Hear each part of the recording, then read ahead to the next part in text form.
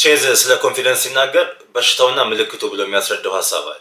ብዙ ጊዜ አሁን ኮንፊደንስን ስናስብ የኮንፊደንስ ችግርን ስናስብ ሻይ መሆን፣ ማፈር፣ ኮሚኒኬት ማድረግ አለመቻል፣ ሰዎችን ቀና ብሎ አለማየት፣ ቀጥ ብሎ አለመቀመጥ፣ አለመቆም ወይም ደግሞ አረማመዳችን፣ እነዚህ ነገሮች ዜር ሲምፕተምስ ምልክቶቹ ናቸው።